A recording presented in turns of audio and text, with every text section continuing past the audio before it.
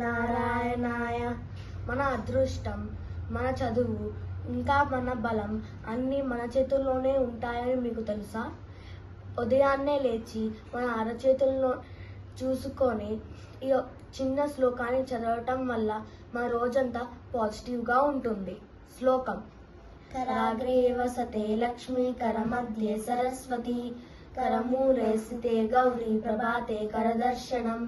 ఈ శ్లోకం యొక్క అర్థము: కరాగ్రే వసతే లక్ష్మి అంటే మన అరచేతి వేళ్ళలో సంపదకు చిహ్నమైన లక్ష్మీదేవి ఉంటుంది.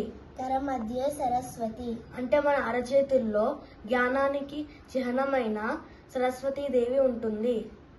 కరమూలే స్థితే గౌరీ అంటే మన అరచేతి మూలంలో శక్తికి చిహ్నమైన గౌరీదేవి ఉంటుంది. ప్రభాతే కరదర్శనం. అందుకే ఉదయాన్నే లేచి మన అరచేతుల్ని చూసుకోవాలి.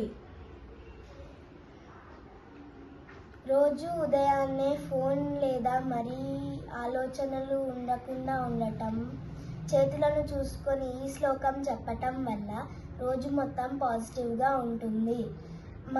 మరియు మనం అనుకున్న పనులన్నీ సవ్యంగా జరుగుతాయి. రేపటి నుంచి మీరు ఉదయాన్నే లేచినప్పుడు ఈ శ్లోకాన్ని చదివి మీ చేతులని చూసుకోండి. మీలోని మార్పుని మీరే గమనిస్తారు. స్వస్తి. ఈ వీడియో మీకు నచ్చితే మా ఛానల్ని లైక్, షేర్ ఇంకా సబ్స్క్రైబ్ చేసుకోండి.